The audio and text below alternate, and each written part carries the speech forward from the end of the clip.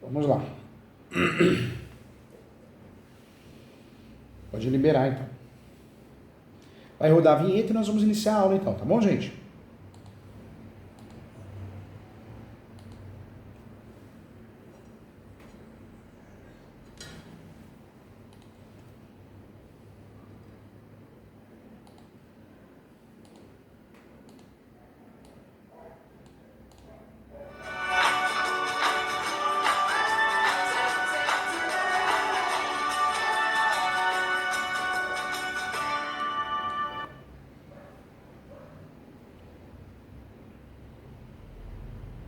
Legal, vamos iniciar então mais uma aula com muito carinho. Desculpe a rouquidão do professor, mas o professor ar-condicionado não tem jeito, né? Pega a gente sinusite, tudo que existe. Mas vamos juntos, vamos iniciar e essa aula vai fazer a diferença na sua vida. É isso que eu desejo para você, tá? A aula de hoje, nós vamos falar sobre os contratos imobiliários. Tema importante, tema necessário, que vai fazer a diferença na sua vida, tá bom? Pouca gente, pouco advogado, pouca advogada sabe fazer contrato. Tem muito palpiteiro, hein? Muito palpiteiro. E a gente aprende todo dia. Recentemente o professor foi contratado por um professor de previdenciário para fazer um contrato de posse. Eu achei a minha especialidade. Com todo carinho, toda humildade. Eu fiz muitos, acho que fiz mais de 5 mil contratos de cessão de posse. Porque eu trabalho para construtor, para investidor. E para mim, o professor compra e vende posse já há muitos anos também. Aprendi a fazer isso. Aprendi que é um ramo rentável. E fiz, e aí a equipe atendeu, pediu para incluir no contrato frações ideais de direitos hereditários. Eu não gosto de fazer isso, eu não faço. Porque senão você faz uma confusão, uma salada de fruta com direito hereditário. E direito hereditário é uma coisa, direito possessório é outra. Final das contas, deram um monte de palpiteco pro professor, deu uma carteirada falando que, olha, eu sou formado em família e sucessões, e a fração está errada. Não é que a fração ideal estava errada, não deveria nem constar no contrato, mas a pedido, né, do professor, constou no contrato a fração ideal. E a doutora Melo, que trabalha aqui no escritório, ela incluiu a fração ideal e acabou deixando a fração ideal diferente, porque houve uma mudança e inventaram uma salada de fruta, né, gente? Só foi 3 vezes para correção. O que eu tiro disso, gente? Advogar para colegas advogados não é fácil, ainda mais aqueles colegas que não são humildes, né? E advogar para parente não é fácil, é complicado. Então precisa tomar cuidado para quem você presta o serviço. Porque tem gente que vai valorizar, tem gente que não. E vai fazer errado ainda, e vai criticar, vai fazer a coisa errada. Então, cuidado, tá bom? É importante prestar serviço para quem valoriza o nosso trabalho, sempre.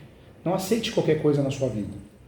O professor distribuiu uma ação de usucapião recentemente, nem saiu o primeiro despacho do juiz. O cliente, professor Júlio, tem que marcar uma reunião com o advogado urgente, porque precisa juntar essa certidão de usucapião.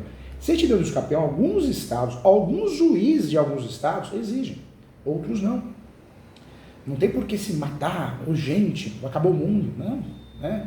Então precisa tomar cuidado, tá? Precisa tomar cuidado, porque a gente precisa respeitar o próximo sempre, humildade sempre, mas exigir respeito também. Então se valorize como profissional. Bom, essa é a dica de hoje. Vamos iniciar então, vamos falar sobre contratos imobiliários. Eu sei que existe sim muitos contratos de direito civil que nos interessam, né? Se você pegar o direito civil, eu tenho um livro, Direito Civil, Manual Doutrinário e Jurisprudencial, é uma bíblia. 3 anos para o professor terminar esse livro. Esse livro eu falo dos contratos, do Código Civil inteiro, mas eu falo muito dos contratos em espécies, né? Quando nós falamos de contratos em espécies, doutores, nós temos muitos contratos tipificados em direito civil, muitos. Se você pegar o Código Civil, você consegue estudar os contratos em espécie do direito civil, você consegue ver que lá nós temos vários contratos, muitos contratos tipificados, ou seja, dentro do Código Civil, com artigos próprios, né? Os contratos em espécie são, dentro do direito civil, do estudo do direito civil, um instrumento especial, né, para cada situação, para cada detalhe. Nós temos vários contratos em espécies estudados em direito civil. Nós temos compra e venda, acho que é o mais famoso, locação de bens móveis, e aí vai, né? Temos fiador, tem muito tipo de contrato em direito civil, contratos importantes. Mas eu quero trazer para você que o direito imobiliário ele é muito prático, ele é muito real, realista. O direito imobiliário, nós falamos a mesma língua dos cartórios, tabelião de notas, tabelião, registro de imóveis. Às vezes, né, essa conversa não é tão boa, tão redonda, mas nós seguimos essa linha, né, essa linha. Por isso, temos que falar aqui que toda vez que você pensar em contratos imobiliários, você tem que fazer assim, ó, faz o que o professor está te falando. Faz um exercício. Opa, deixa eu respirar. Vou esquecer os contratos de direito civil. Vou aproveitar alguns contratos de direito civil e vou usar os contratos puramente imobiliários. Nós temos os contratos puramente imobiliários. E quais são esses contratos puramente imobiliários? Nós temos, dentro desse cenário, nós temos contratos puros de direito imobiliário. No direito civil, muitas vezes o civilista que atua no direito civil, que pensa direito civil o tempo todo, não consegue entender a diferença dos contratos imobiliários, porque nós temos uma diferença de estratégia, uma diferença de raciocínio, que muitas vezes o direito civil não nos ensina. Direito imobiliário é um segmento, sim, do direito civil. Direito imobiliário é antigo, surge lá, Roma, né? Então é antigo, é direito civil. Só que o direito imobiliário tem uma importância tão grande que ele criou conceitos e princípios próprios. Então muitas vezes não fala a mesma língua do direito civil. Eu falo que o direito imobiliário é um filho do direito civil, mas não concorda com as regras da casa. Ele se dá muito bem com o direito registral notarial. Fica mais fácil. No estudo de contratos em espécies, nós temos o contrato de compra e venda, artigo 481 do Código Civil. Esse contrato de compra e venda, estudar direito civil, nós temos um conceito muito parecido com o direito imobiliário. Claro, temos também, além desse contrato tão importante, nós temos outros contratos, né? Como contrato de corretagem, também um contrato importante, vários contratos necessários, vários contratos de compromisso, promessa, o contrato de permuta e troca, que é um contrato muito importante também, é um contrato necessário, contrato estimatório, que é previsto no 534 do Código Civil, também nos interessa o contrato estimatório, a gente vai voltar nele. Doação, não dá para falar em contratos se não falar doação, 538 do Código Civil, também é um contrato que nos interessa muito. Então, muitos contratos importantes, né? Existem várias formas de doação, então também é um contrato que merece respeito, merece ser estudado. E a própria extinção dos contratos também deve ser estudada. Contrato de locação no Código Civil de bens móveis temos, porque em relação a bens imóveis temos a lei do inquilinato, o Estatuto da Terra, também uma legislação à parte. Nós temos várias legislações à parte, como a lei do inquilinato, o Estatuto da Terra, que vão tratar os contratos à parte, né? Então isso é importante também. Outro contrato que nos interessa muito, gente, também de fato, né, é a cessão, a sublocação, nos interessa muito, também um contrato muito importante, contrato eficaz, comodato é um contrato do nosso dia a dia também, estudado direito civil, mas muito utilizado no direito imobiliário, aparece no artigo 580, né, do nosso Código Civil. Vários contratos importantes, mútuo 586 do Código Civil também, contrato que merece uma atenção especial, também é um contrato do dia a dia do direito imobiliário. Contrato de prestação de serviço, também, artigo 601, também nos interessa, também é um contrato importante. Contrato, quer ver outro contrato também que todo mundo conhece, ou deveria conhecer? O contrato de empreitada, né? Empreitada é um contrato muito importante, nos interessa também necessário, também eficaz. Então, olha quantos contratos nós temos, contrato de depósito, estudado no 627. Todos esses contratos que eu estou falando aqui são contratos de direito civil, estudado em direito civil, em contratos em espécie. São contratos importantes, contratos necessários, temos que conhecer, mas de fato são contratos cíveis, puramente cíveis. Um dos contratos que muitas vezes a gente não se dá conta que é contrato, mas a gente utiliza todo dia, é o mandado. Não mandado é ordem judicial, mandato, tá? Mandato é a procuração, né? Esse contrato a gente usa todo dia, a procuração ad judicia, a procuração pública, também é um contrato que nos interessa muito, um contrato muito importante. Também é um contrato que tem que ter em mente o que é, como funciona, faz toda a diferença. Também é um contrato que também temos que conhecer. Contrato de transporte, 730, é um contrato muito utilizado também no dia a dia, né? O contrato de transporte é um contrato eficaz, muito utilizado, também nos interessa muito. Não podemos esquecer aqui, hein? Ainda estudando o mundo dos contratos de direito civil, não chegamos na matéria ainda. O contrato de seguro. O contrato de seguro, artigo 757, também é um contrato que nos interessa, porque no mundo do mercado imobiliário, no mundo imobiliário tem seguro. Também nos interessa muito, né? Esse contrato ele é necessário. Falar de prêmio, seguro, isso é muito importante. Tem o contrato ainda de constituição de renda, artigo 804, também um contrato lá de direito civil. Então, olha quantos contratos de direito civil nós temos, conhecemos, né? O contrato de fiança, que nos interessa no direito imobiliário, na locação, artigo 818, também um contrato importante, também um contrato que nos interessa. Então, temos muitos contratos importantes. Mas hoje, o que eu quero falar com você? Eu não quero focar nos contratos do mundo civil, porque não acaba mais. Não acaba mais, é contrato para chuchu. Até agora eu só falei de contrato civil. Alguns contratos com um pezinho no direito imobiliário também. Mas nessa aula, nesse curso, o que eu quero trazer para você? A prática, foco na prática. A efetividade dos contratos imobiliários. É diferente, é muito diferente. Eu quero trazer isso para você, porque você merece isso. Então vamos juntos. O que eu quero trabalhar com você? O que é importante você saber?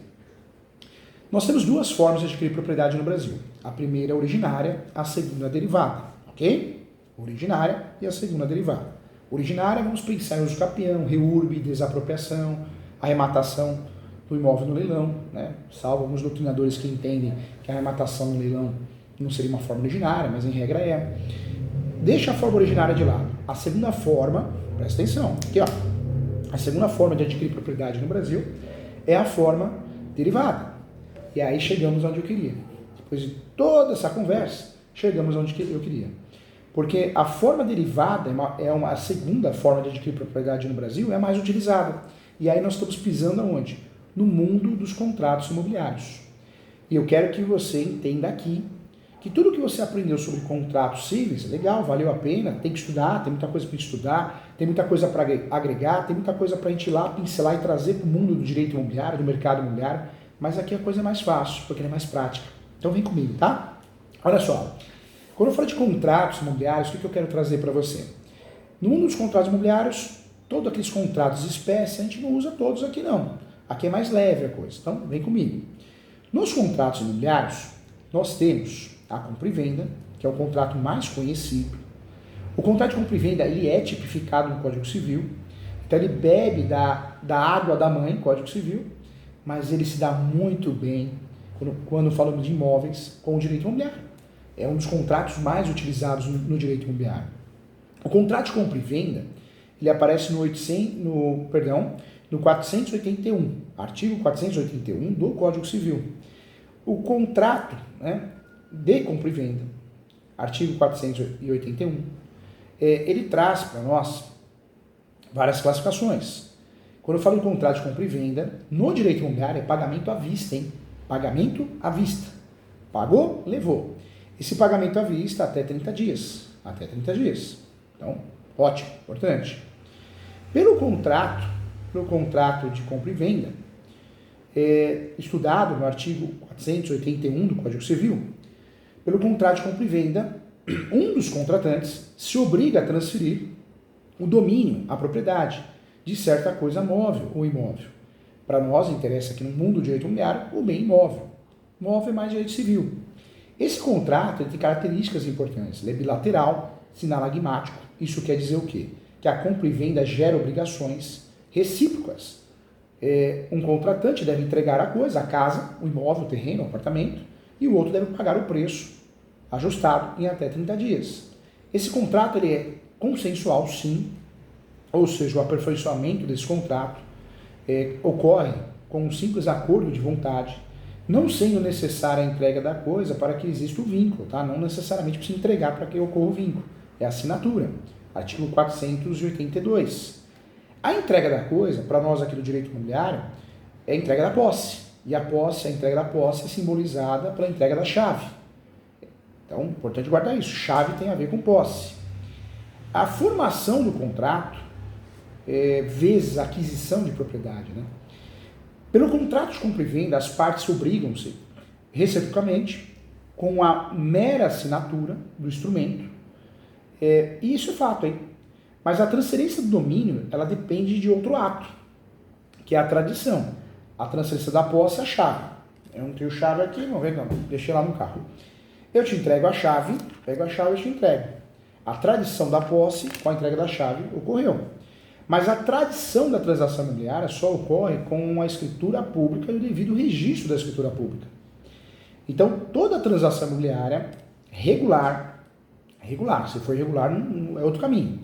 Regular, então quem está me vendendo realmente é proprietário. Ele, ela, e eu quero comprar a propriedade, quero transferir, quero tudo certinho.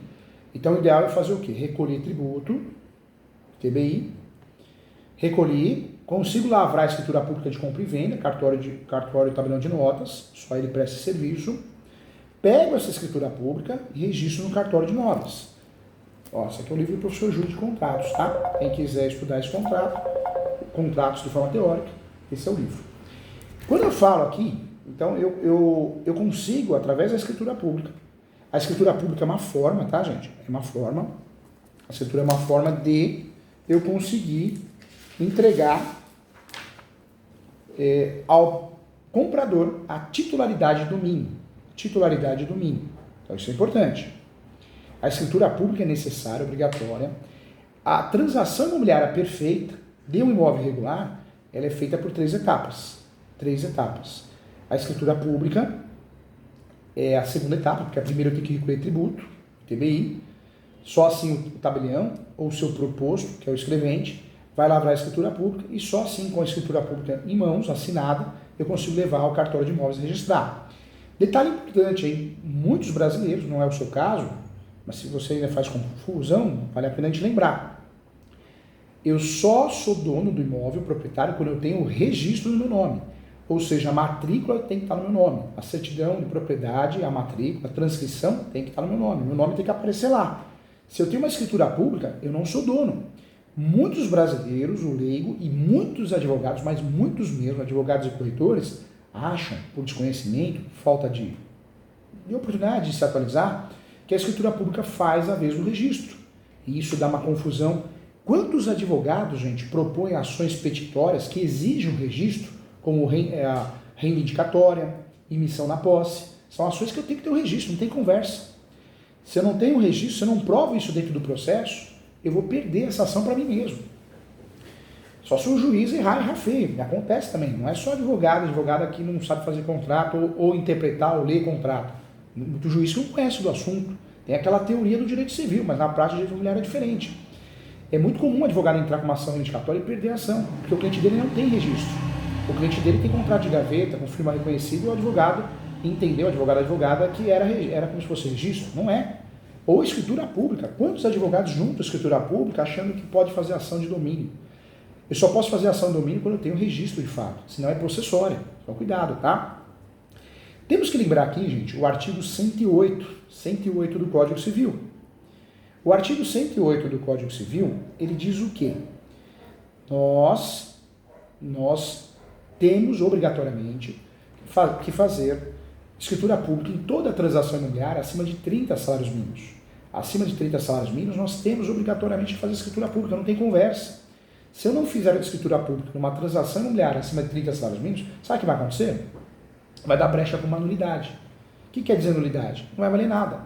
A nulidade, gente, ela pode ser alegada em qualquer peça, numa inicial, uma contestação, em preliminar, num recurso de apelação, e ela pode ser alegada numa ação própria, uma ação autônoma, chamada ação declaratória de nulidade. E detalhe importante, não tem prescrição. Não tem prescrição. A ação declaratória de nulidade não tem prescrição, a anulatória tem. Então fique atento em relação a isso, tá? Muito importante. Por isso, gente, o maior erro do advogado, advogada, que muitas vezes não conhece a matéria, não é estudioso igual você, não está aqui na aula do professor Júlio, o maior erro do advogado, advogada é cobrar caro e fazer um contrato de gaveta. Professor Júlio, mas veja bem, a situação se trata de uma posse, professor Júlio, não tinha outra para fazer. Tinha sim. Quando eu compro um imóvel irregular, seja urbano, seja rural, seja residencial, seja comercial, se eu estou comprando um imóvel, atenção, que não seja regular, ou seja, estou comprando um imóvel irregular, o ideal é comprar através de cessão de direitos possessórios e afins. Porque se eu não comprar com esse título, está errado. O contrato foi mal feito, eu não vou conseguir averbar em lugar nenhum, eu não vou conseguir utilizar como justo título de boa-fé numa ação de usucapião, numa reúrbe ou uma qualquer outra ação. Esse contrato é nulo, ele é mal feito, não vale nada. E a tendência de você passar vergonha, advogado a advogada, numa ação é muito grande, porque o judiciário, hoje em dia, tem uma política, não todos, mas uma política de jogar o cliente contra o advogado contra o cliente. Eu sinto isso no judiciário. Então o judiciário, se é para falar alguma coisa, para jogar um contra o outro, ele vai julgar. Então cuidado, tá?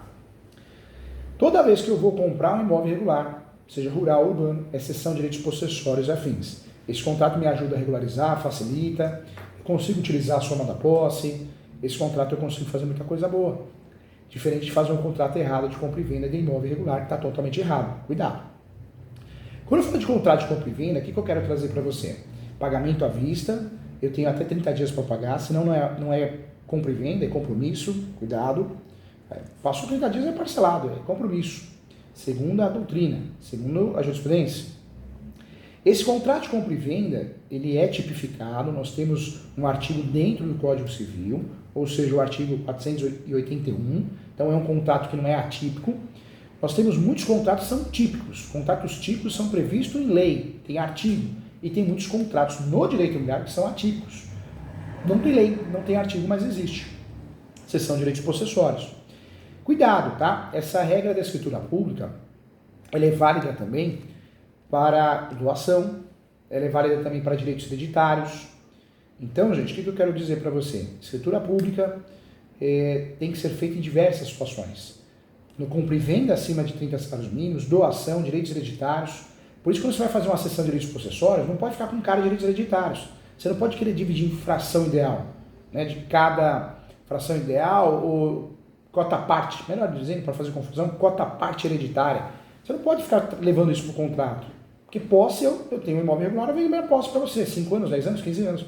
Não entra direito hereditário. Eu não preciso dar assinatura ou explicar nesse contrato toda a parte que os outros herdeiros tenham. Se não é direitos hereditários, eu não posso fazer nem para o instrumento particular. Cessão de direitos hereditários, só instrumento público, escritura pública. Cessão de posse, pode ser para o instrumento particular, pode ser para o instrumento público. Tem cartório que faz, tem cartório que não faz. Cartório pode seguir o princípio da autonomia e pode fazer uma coisa que ele se sente seguro em fazer.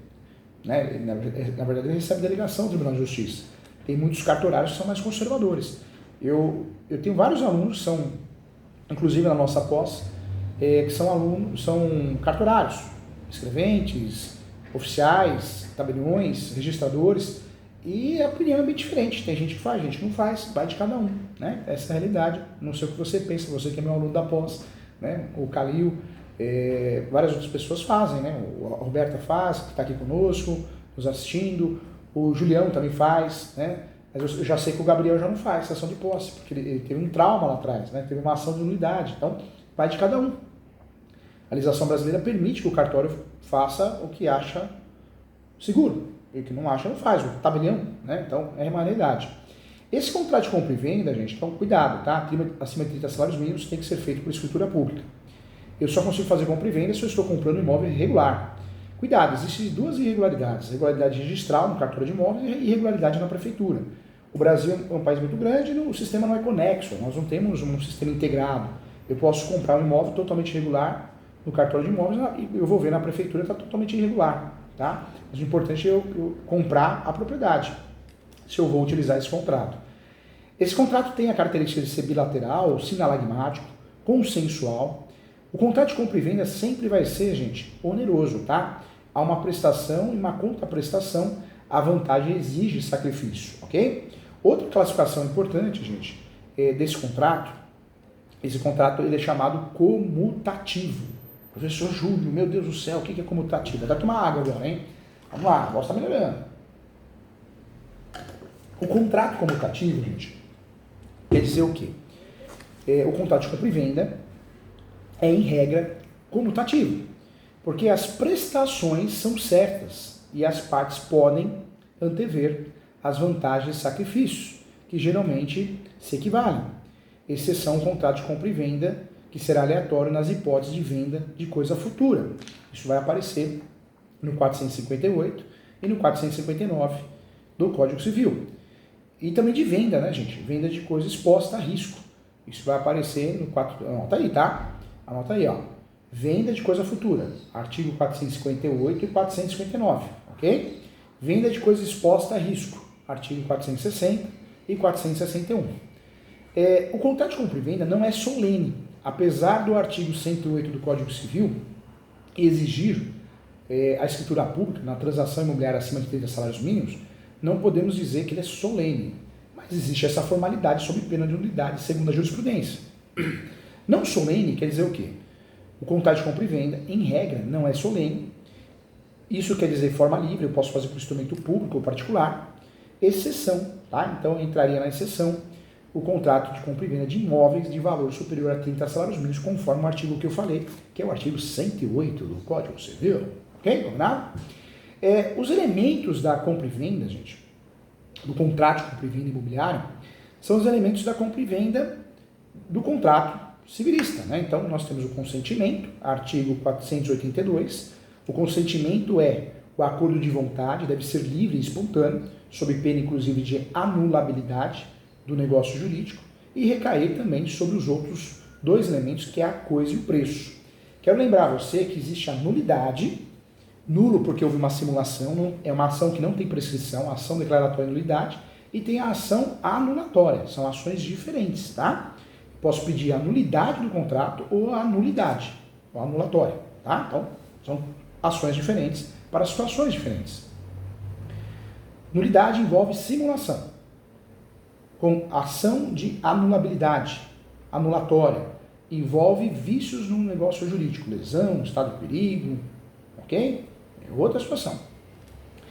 Os elementos do contrato de compra e venda, então nós temos o consentimento, artigo 482, e temos o preço, 485 a 489, que é a contraprestação, né, do comprador. O preço deve ostentar algumas características. E quais são essas características? Então, presta atenção que isso é importante, hein? Tem que saber. Em dinheiro ou representado, a primeira característica, né? O pagamento tem que ser em dinheiro ou representado por outra expressão fictícia, PIX, DOC, TED, agora mudou, né? Só tem TED. Transferência, ok? O preço, gente, deve ser pago em dinheiro, artigo 481, infine, ou redutível a dinheiro, né? Subentendendo-se válido o pagamento efetuado por meio de título de crédito também, tá? Então, se eu pagar com uma nota promissória, pagar não, né? Se eu assinar uma nota promissória, entende-se que, se for o valor total, entende-se que é à vista também. Nota promissória, estou dando um exemplo, pode ser qualquer título de crédito, entre eles o cheque administrativo, né? Do qual conste um montante em dinheiro estipulado. Muito cheque administrativo, é muito comum. Outra característica importante do contrato de compra e venda em relação à contraprestação do comprador é a seriedade, né, gente? E a realidade. O preço tem que traduzir a efetiva intenção de construir uma contraprestação do comprador. Ou seja, o preço deve ser sério, real, fáctico, né? No sentido de que deve corresponder o valor da coisa e não vil, né? Não preço vil, fictício. Então também é importante. O que não pode haver, gente, é erro, né? Erro nem lesão. Artigos 138 e 157, tá? Uma observação importante, hein? A doação dissimulada, se o preço for irrisório ou fictício, haverá doação dissimulada, tá? Então isso é importante também. Outra característica importante do contrato de compra e venda, em relação à contraprestação do comprador, é a situação que deve ser determinado ou determinável, ou seja, o preço tem que ser certo, conhecido no montante da celebração ou passível de ter conhecido no momento da execução mediante critérios objetivos estabelecidos pelos próprios contratantes. O preço, gente, pode ser determinado por ambas as partes, artigo 482, não se admite a fixação arbitrária, né? Não se admite, do preço por uma das partes, isso não se admite, sendo nulo, inclusive, sendo nula a cláusula nesse sentido. Tá? Se eu criar uma cláusula nesse sentido, vai ser nulo. Também, né? Isso é importante, nesse sentido, por ser protestativo, né? Artigo 489. Esses artigos que eu estou falando, gente, anota e faça uma leitura, hein? Artigo 489, eu já estou trazendo o conteúdo pronto, mas faça uma leitura para fixar. Também é importante, gente, temos que levar isso em consideração, pode ser feito por arbítrio de terceiro. O pagamento pode ser feito por arbítrio de terceiro. Não entendi, professor, vai entender. Isso aparece aonde, professor Júlio? Não é na cabeça do professor Júlio, não. Isso aparece no 485, artigo 485 do Código Civil. A lei permite que a fixação do preço seja deixada ao arbítrio de terceiro, árbitro escolhido pelas partes, que as partes contratantes logo designarem, escolherem ou prometerem escolher. Tá? Então isso é importante também. O pagamento no compra e venda pode ser feito também pela taxa de mercado, o valor de bolsa de um determinado dia e local também, tá? Ou ainda por índice ou parâmetros também, ok? Isso vai aparecer no artigo 486 e 487. Importante lembrar também, permite-se que deixe, né, a fixação do preço, a taxa do mercado ou de bolsa, tá? Em certa determinação de dia e lugar também, isso é importante. O pagamento pode ser feito também pelo preço habitualmente praticado pelo vendedor, artigo 488 do Código Civil também, tá bom? Isso é importante. Então, fica mais fácil. Existem limites do contrato de compra e venda, sim. Certas pessoas não têm legitimidade para contratar, comprar um imóvel, né? Fazer um contrato de compra e venda, assinar uma escritura pública de compra e venda. Isso o cartório tem que saber, né? O tabelião, o registrador, o tabelião não pode lavrar a escritura pública, o registrador não pode registrar, e o advogado, advogada, corretor, corretora, também não pode errar aqui. Então, presta atenção, acorda aí. Quais são as limitações ao contrato de compra e venda? Professor Júlio, qual que é a resposta então? Então, existem certas pessoas que não têm legitimidade para contratar a compra e venda de um imóvel, em razão da sua condição peculiar, né, frente ao negócio jurídico, a compra e venda que pretende realizar. Então nós temos aqui, primeiro, eu quero falar do primeiro, anota aí, o que o professor está falando agora é muito importante, então anota separado no seu caderno, digita, limites ou limitações do contrato de compra e venda de imóvel. Esse é o título, tá? Vamos lá, presta atenção aqui de forma bem didática, bem leve, vamos lá, bem legal. A primeira limitação seria a venda de ascendente a descendente. O artigo 496 esclarece muito bem que a finalidade da vedação é evitar as simulações fraudulentas, né? Doações inoficiosas, disfarçadas de compra e venda.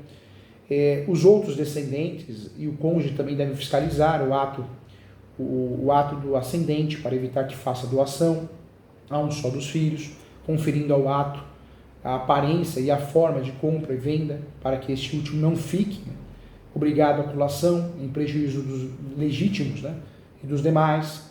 Então, é um ponto importante. Outra situação de limitação à compra e venda de imóveis, gente, é a aquisição de bens por pessoa, que devem zelar pelo interesse do vendedor. Quem? Quem, professor Júlio? Quem? Vou falar. A resposta aparece no artigo 497. O artigo 497 é muito claro. Nega legitimação às partes, pessoas encarregadas de zelar pelo interesse dos vendedores para adquirir bens pertencentes a estes. A intenção, gente, é manter a isenção de ânimo naqueles que, por dever de ofício ou profissão, têm de zelar o interesse alheios, tá? Tutor, curador, administrador, o empregado público, juízes, né? Cartorários, né? E outros também. Também é importante falar também, outra situação de limitação de compra e venda, gente, é o condomínio, né? O condômino, né? O condômino não pode aliar, de fato, o termo utilizado no código. O código usa o termo alienar, vender, né? Vários termos. Ceder, poderia ser também alienar, vender, ceder. A sua parte, né? Então, o condômino não pode alienar, vender a sua parte em divisa a estranho e outro consorte a que quiser, tanto por tanto. O condômino, ele tem o direito de preferência, preferido, né? Ele pode exercer o seu direito de preferência pela ação chamada ação de peripção. Ação esquecida, hein? Pouco advogado sabe disso, hein?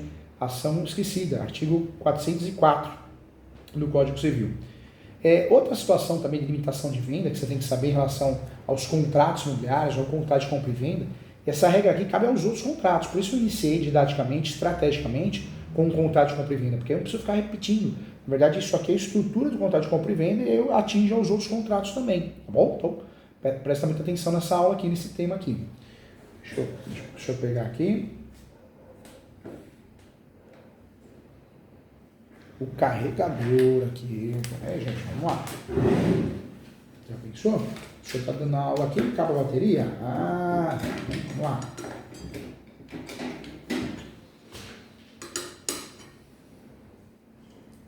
Pronto, resolvido. Se precaver para tudo, né? Vamos lá, gente, ó. Então, estamos falando aqui sobre as limitações. Presta atenção, acorda aí, vamos lá, não dorme não. Estamos falando aqui sobre as limitações da compra e venda, tá? Então, falamos da primeira limitação, que é a venda de ascendentes a descendentes, artigo 496. Legal. Falamos da segunda, aquisição de bens por pessoas que devem zelar pelo interesse do vendedor, artigo 497. Legal. Falei a situação do o condômino. E eu queria deixar claro aqui também a venda de coisa de pessoa casada, né? Um cônjuge, presta atenção nisso, gente. Um cônjuge qualquer que seja o regime de bens, exceto na separação absoluta, só estará legitimado a alienar, hipotecar ou gravar, né, de ônus reais ou bens imóveis depois de obter a autorização do outro, tá? Ou suprimento judicial, né, de seu consentimento. Isso aparece no 1647, 1648. Também no artigo 226, parágrafo 5º da Constituição Federal. Então é importante anotar isso. Vamos lá, outra situação também, outra situação de limitação à compra e venda, tá? De fato, não podemos esquecer também da compra e venda entre pessoas casadas. Isso aparece no artigo 499, que considera lista a compra e venda entre cônjuges com relação a bens excluídos da comunhão, tá? Então isso é importante também. Vamos lá, também importante, regras importantes, né, do contrato de compra e venda e todos os outros. Algumas regras, gente, relacionadas com o contrato de compra e venda de imóveis, escritura pública de compra e venda e outros contratos como compromisso, promessa, são importantes e devem ser relembradas. As despesas com escritura pública e tradição, o artigo 490 esclarece, no silêncio do contrato, o comprador que vai arcar com as despesas da escritura e registro e o vendedor com aquelas necessárias à tradição. Também é importante falar aqui, gente, o risco da coisa perecer ou se danificar, artigo 492. Antes do vendedor entregar a coisa, o imóvel, ele é dono e os riscos são seus, exceto se o comprador estiver em mora, né? 492, parágrafo 2º. Então, é importante também. Outro ponto também que temos que falar aqui, outra regra importante, é a exceção do contrato não cumprido. Tem até o termo em latim, eu não gosto muito de usar em latim, acho uma bobagem, mas é um termo que nós temos que mencionar. Exceptio non adepleti, né? Contractus. Eu odeio usar termo em latim, acho uma bobagem. Mas para quem gosta da teoria, né, isso é a exceção do contrato não cumprido. Isso é estudado no 495 e 477. O artigo 477 prevê uma garantia, presta atenção nisso, uma garantia de execução da obrigação em prazo. Assim, gente, de forma bem didática, bem explicado, hein? Quando as obrigações não forem simultâneas, a parte que tiver que cumprir primeiro o contrato pode se recusar a fazer ou exigir garantia, tá? Quando se tornar previsível o cumprimento da contraprestação pelas partes. O artigo, gente, 495, por sua vez, ele esclarece nas relações de compra e venda a prazo. Se antes da tradição o comprador recair em insolvência, ele poderá vender, ou melhor, ele poderá o vendedor, para ficar didático, o vendedor, né, guarde isso, poderá o vendedor, o termo que é usado, sobrestar a entrega, ok? O que é sobrestar a entrega? Ele vai romper, vai segurar a entrega até que o comprador, vai suspender a entrega até que o comprador lhe calcione o valor a pagar no tempo ajustado. Isso no direito imobiliário, então o vendedor não quer entregar, eu vou lá e calciono, né? Tem que calcionar, tá? A norma é o artigo 495, ela é mais rigorosa do que a regra geral do 477, pois esse fala em diminuição do patrimônio, ao passo que aquele exige a insolvência, tá? Então, uma regra importante. Também é importante falar, gente, das responsabilidades pelos débitos, né, que gravam a coisa até a tradição. Nos artigos 502. No artigo 502 do Código Civil, isso é importante, hein? O vendedor, salvo a disposição em contrário, ele responde pelos débitos que gravem a coisa até o momento da tradição.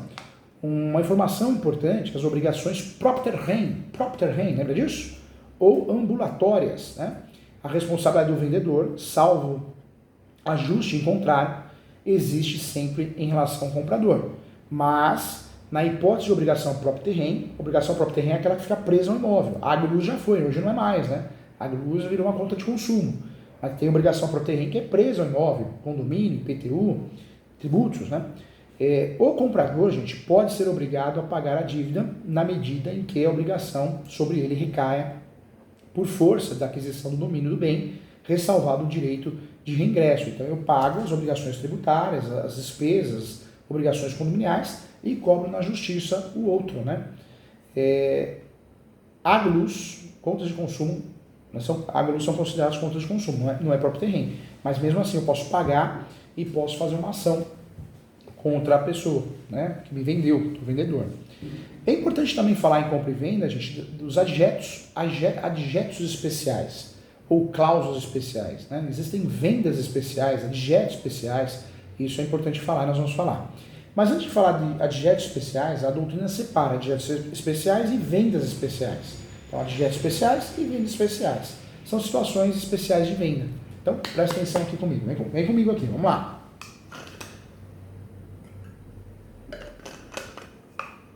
Toma sua aguinha também, tá bom? Pede pro professor Júlio se vai tomar sua água para não ficar rouco igual o professor. Professor Júlio, o que são vendas especiais? Então, vamos lá. A primeira venda especial, anota aí. Agora mudou o título, tá? Mudou a aula. Vendas especiais, ok? Anota aí. Vendas especiais. A primeira venda especial é a venda mediante amostra. Código Civil, artigo 484. Amostra é o mesmo que paradigma, né? Se a mercadoria entregue não for em tudo igual à amostra, característica inadimplemento contratual, devendo o comprador protestar imediatamente sob pena de seu silêncio ser interpretado como uma correta e definitiva entrega. Aí você fala assim, professor, isso não acontece nos contratos imobiliários. Sim, acontece muito. No passado, essa venda especial sempre muito lembrada nas vendas de bens móveis, mas o direito imobiliário a gente usa muito essa venda especial, e é importante explicar na nossa aula, porque na verdade, gente, hoje existe muita venda online. Quantos investidores, quantas pessoas estão morando fora do país, fora do estado, e compram com base em imagens, filmagens, drones, né, o imóvel rural é muito comum, então entra aí sim. Tá? Então, entraria uma certa analogia, conexão, ok? Outra venda especial, considerada especial, é a venda ad mensuram. É esse nome mesmo. Mensuram. Não é Ituran, não, que Ituran é nome de alarme, né? Rastreador. Venda ad mensuram. Artigo 500, que é aquele que o preço é estipulado com base nas dimensões do imóvel. E aí eu trago como exemplo tal preço por adquirir, né? Tal preço por adquirir um alqueire. Eu acho que é um grande exemplo, né? Hectare é um grande exemplo. Também quero trazer para você, eu quero que você aplique somente a compra e venda de imóveis, tá? Essa cláusula, sim, é puro direito imobiliário, é puro contrato imobiliário.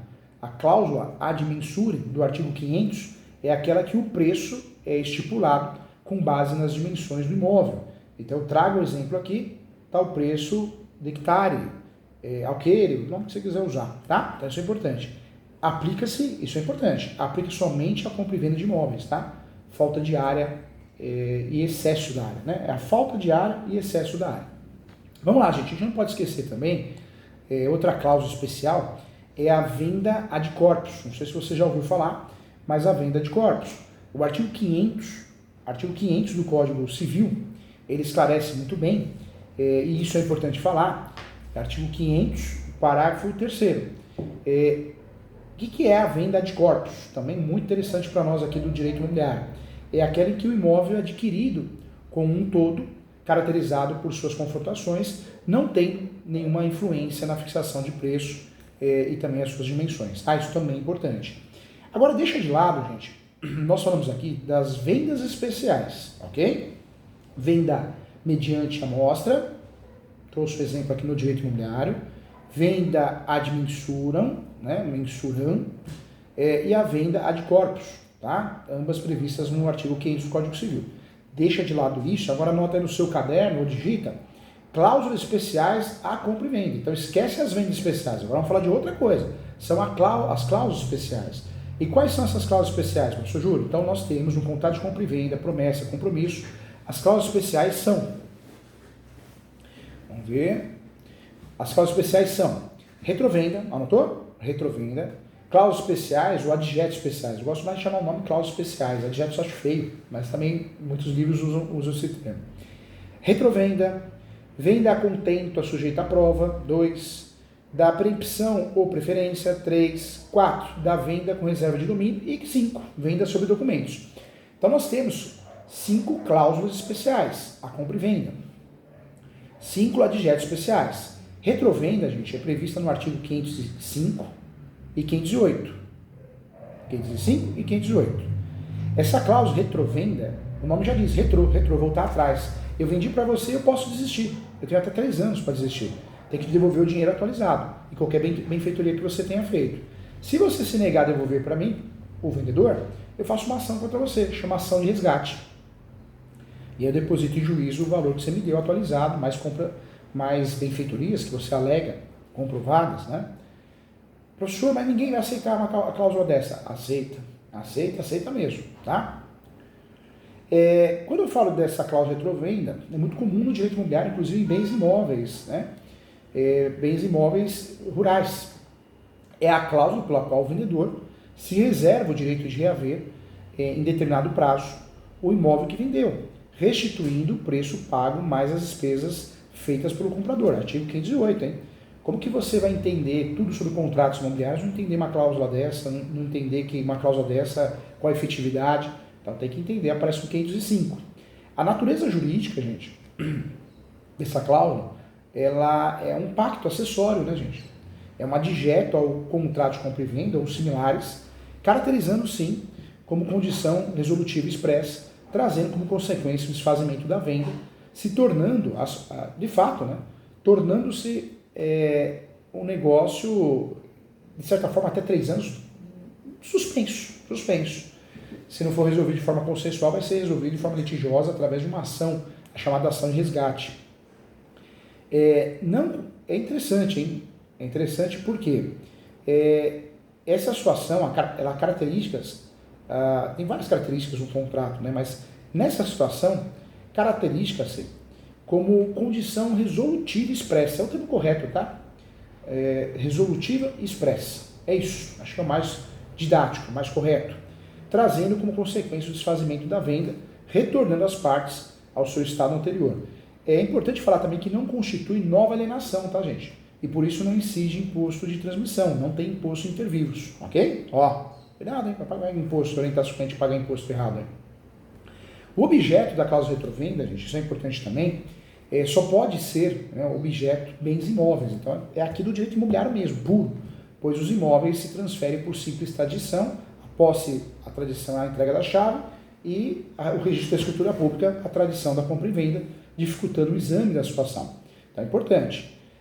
O direito de retrato, resgate, por isso o nome da ação é ação de resgate, é o poder que assegura ao primitivo vendedor, dentro de um prazo certo, eu posso estipular prazo diferente, de adquirir a propriedade por ela vendida, pelo mesmo preço da venda originária, acrescido de todas as despesas feitas pelo vendedor, pelo comprador primitivo, não vendedor, comprador.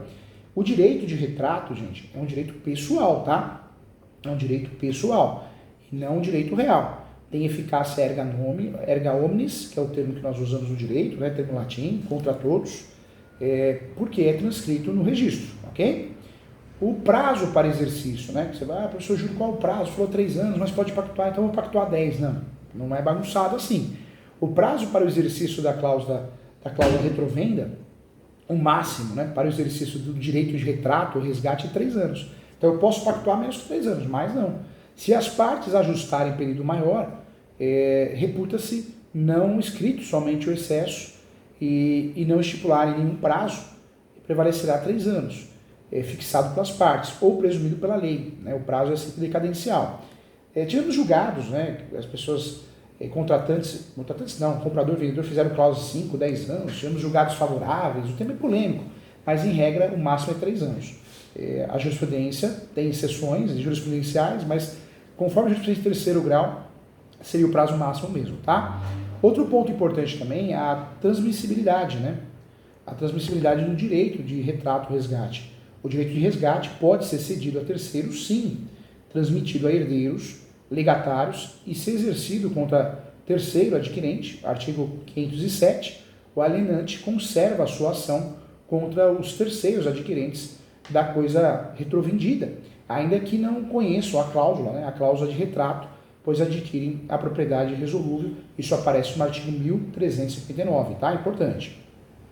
As outras cláusulas especiais, os pactos, os adjetos especiais, a segunda que nós temos, a mais complexa é a retrovenda mesmo, né? Mas uma segunda cláusula que nós temos é a venda a contento, ou a venda sujeita à prova, que aparece no 509 e 512. Esse tipo de cláusula é usado, ocorre quando se estipula no contrato a condição de que a coisa será testada antes de ser considerada feita a venda definitiva. Isso pode acontecer também na compra e venda de imóveis, e principalmente ponto comercial, tá? Outra cláusula que nos interessa também é a preempção ou preferência, artigo 513 e 520. É a cláusula acertada pelos contratantes, mediante a qual fica garantido o vendedor o direito de adquirir a coisa vendida. Isso acontece no mundo do futebol, né? Cláusula de transferência de jogador, e aqui no direito imobiliário também. Eu posso ter a cláusula de direito de preferência, artigo 513 e 520. Você vai vender? Eu vendi para você, mas na hora que você for vender, você oferece para mim. Cuidado, nós temos algumas situações que existem direito de preferência. Locação, mas não é automático, igual todo mundo acha, hein? Para existir direito de preferência no contrato de locação, desde residenciais ou não residenciais, precisa ter uma cláusula chamada cláusula de preferência ou de reserva, e esse contrato de locação precisa ser averbado na matrícula do imóvel, senão não há que se falar em direito de preferência. É ilusório, hein? Quanto advogado orienta mal e errado o seu cliente, corretor também, corretor e corretora. Cuidado! Existem alguns direitos de preferência previstos em lei, direito condominial, no caso dos herdeiros, tá bom? Esse aqui é o pactuado, eu crio uma cláusula no contrato, artigo 513 e 520. E existe a venda com reserva de domínio, 521 e 528.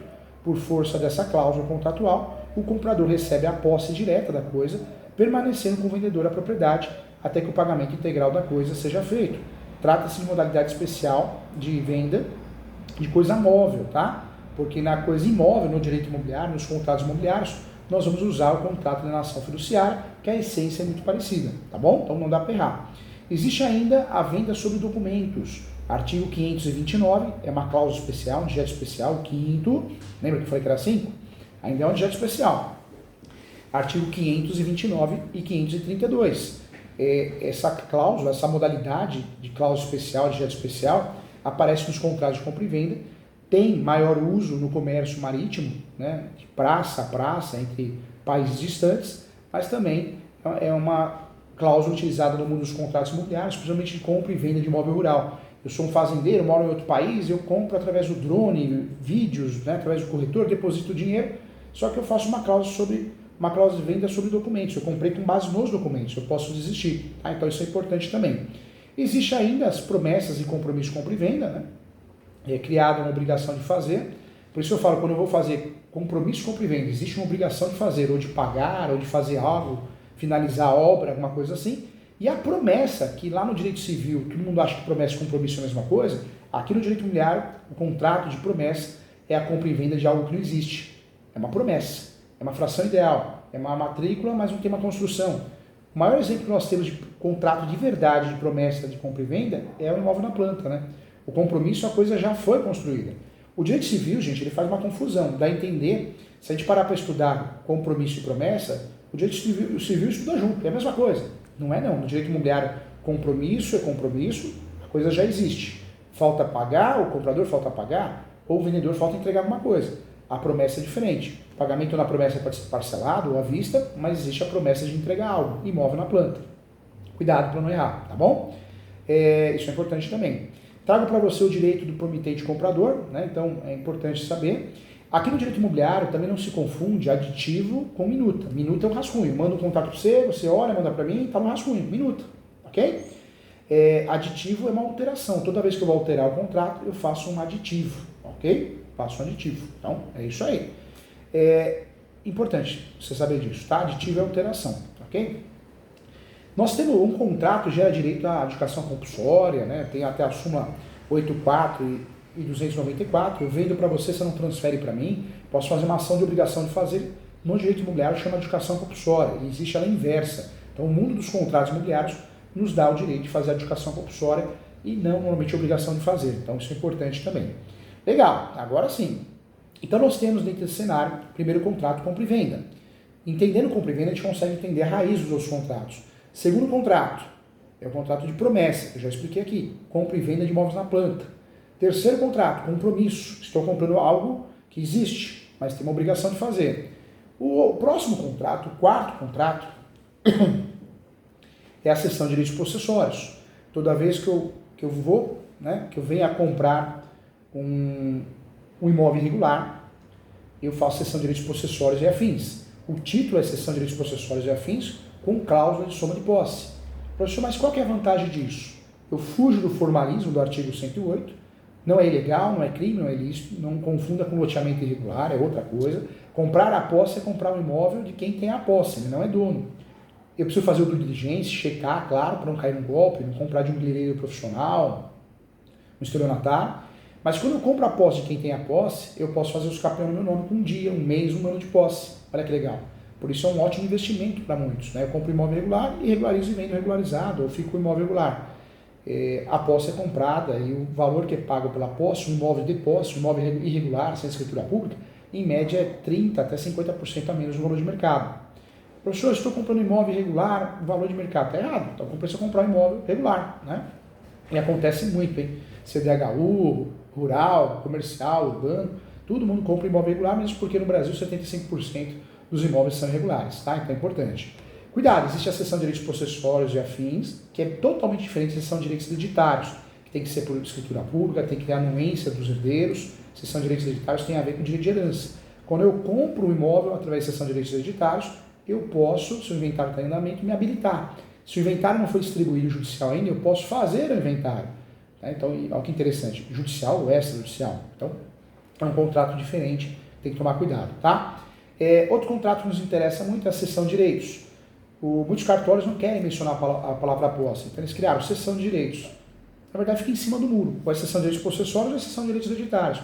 Mas você vê muita escritura pública de cessão de direitos em virtude disso. Cartórios que não querem mencionar a palavra posse. Então, também um contrato utilizado. Outro contrato utilizado, de fato, é o contrato de locação.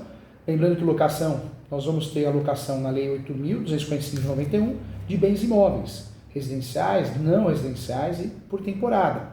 A locação de bens móveis é Código Civil, locações de espaços publicitários, outdoor, né? Dou como exemplo, vaga de garagem com matrícula autônoma, uma vaga de garagem que tem matrícula própria, é Código Civil, tá? Então é importante falar sobre isso. Hotel, motel, aparte hotel, locações para fins de moradia de hotel, hotel também pode ser alugado para fins de moradia. Quantos motéis fazem isso? Hotéis, também é Código Civil que vai tratar dessa relação. Cuidado, imóveis rústicos e rurais nós usamos o Estatuto da Terra, tá? Não vai esquecer, isso é muito importante. Outro contrato que nos interessa também na nossa aula aqui é o contrato de troca ou permuta, também muito comum no Brasil o contrato de troca ou permuta. Esse contrato também nos interessa muito. A troca ou a permuta, gente, é o contrato pelo qual as partes se obrigam a dar uma coisa para receber outra, que não seja dinheiro. Esse contrato difere da compra e venda, difere apenas porque nesta a prestação de uma das partes consiste em dinheiro. E o contrato de troca ou permuta perdeu a sua importância historicamente com o surgimento da moeda, né? Quando as coisas deixaram de ser permutadas por outras e passaram a ser trocadas por dinheiro, cascalho, pecúnia, né? E nessa situação surgindo, né, assim, o contrato de compra e venda que teve rápida acessão e tornou-se responsável pelo desenvolvimento da economia. O contrato mais utilizado no Brasil é o compra e venda. O objeto do contrato de permuta podem ser trocados, imóveis por imóvel, por bem imóveis. Eu troco um imóvel por 2, 3 carros, é comum. Imóveis por imóveis, bens móveis por bens móveis, né? Coisas corpóreas por coisas incorpóreas. Então, é um contrato que ainda é praticado, hoje muito menos, mas ainda é muito, né, no direito imobiliário. Ele tem a sua classificação como bilateral, oneroso, consensual, comutativo, também não é considerado solene, tá? mas temos que respeitar o artigo 108, se a transação é acima de 30 salários mínimos, tem que ser lavrada a escritura pública, isso é importante. E a relação com a compra e venda do contrato de permuta ou de troca, é que a troca difere da compra e venda pela forma de pagamento. Pode ocorrer, gente, pagamento em dinheiro no contrato de permuta, hein? Pode ocorrer sim, dinheiro, PIX, transferência, sem caracterizar a permuta, salvo se representar mais de 50% do pagamento, tá? Então, representou mais que 50% do pagamento, estamos falando de compra e venda, ok? Aplica-se a permuta, gente, disposições referentes ao artigo 533 do Código Civil, tá? O Código reserva apenas 2 modificações, salvo dispositivo em contrário, né? Cada um dos contratantes pagará por metade as despesas. Então a regra é, quem paga o cartório? Cada um paga metade das despesas de cada imóvel, se for troca de imóvel com imóvel, metade com seus instrumentos de troca. E é anulável a troca de valores desiguais entre ascendentes e descendentes, sem consentimento dos outros, descendentes e do cônjuge alienante, porque isso dá a entender que é antecipação da legítima. O prazo para anular a permuta, gente, é decadencial, cuidado, 2 anos, hein? Aparece no artigo 179. Então a ação declaratória de nulidade, 2 anos. São válidas as permutas de coisas futuras, e é importante, resolve contrato aleatório, né, pela regra, tá? Então isso é importante também, tá bom? Então contrato muito utilizado. A doação também é um contrato muito utilizado, né? O conceito de doação é o contrato pelo qual uma pessoa física ou jurídica, por vontade própria, transfere do seu patrimônio bens ou vantagens para o de outra, né? Também física ou jurídica. O que nós aceitamos e o que usamos como fundamento é o 538, né, gente, do Código Civil, artigo 538. O contrato de doação ele tem natureza jurídica de fato unilateral, gratuito, ato inter vivos, solene ou formal, artigo 541, então cuidado aqui, ele pode ser solene sim em algumas situações, em muitas, né? Também os elementos caracterizadores desse contrato, os elementos característicos desse contrato, o subjetivo é que de um lado o doador, né? E do outro lado o donatário. O doador é quem transmite o bem e sofre a diminuição patrimonial, né? Essa é a ideia. E importante também falar que o absolutamente e relativamente incapaz não pode doar. Absolutamente incapaz, menos que 16. 16 aos 18, relativamente capaz. Pode assinar, mas o pai, a mãe, o representante legal vai assinar por ele. Também, gente, o falido, hein? Não pode doar. O falido não pode doar, pois não tem livre disposição de seus bens. Pessoa casada, em regra, né? Em regra geral, pode doar sozinho os bens particulares, dependendo do regime de casamento, sendo certo que os comuns só podem ser doados conjuntamente com os outros cônjuges, tá? Então também isso é importante. Doação por procuração é possível, desde que presentes, né, no instrumento do mandato, todos os elementos necessários a ultimar a doação. Nós temos o poder para doar, indicação do bem e a indicação também do beneficiário da doação. Ausentes esses elementos, a doação não será realizada por procuração, tá? Ponto importante também. Pessoas jurídicas podem doar e receber doação de bens imóveis, respeitando o disposto e seus respectivos estatutos, né? Isso é importante, tá? Então, isso também é necessário falar. Em relação a absolutamente relativamente capaz, caso trate de doação pura simples, a doação não dependerá de representação ou assistência, tá? Nascituro, também tinha que falar sobre isso, hein? A doação feita na nascituro é válida, desde que aceita, né, pelos seus pais, tá? Então isso é importante também. E tutores curadores podem ser beneficiários de doações feitas por seus pupilos, né, e também curatelados, desde que extinta a tutela ou curatela e também, né, ultimada a prestação de contas com a respectiva aprovação, tá? Então também é importante. Muita coisa, né, gente? Muito assunto. Lembrando que nós temos várias formas de doação. Artigo 541, nós temos a doação causa-mortes, doação inoficiosa, que é aquela que traduz violação da legítima dos herdeiros, tem a doação universal, tem a doação ao nascituro, doação ao casamento futuro. Então tem várias classificações importantes. Em relação às modalidades, nós temos a doação pura, temos a doação condicional, doação modal ou com encargo, e aí vai, né?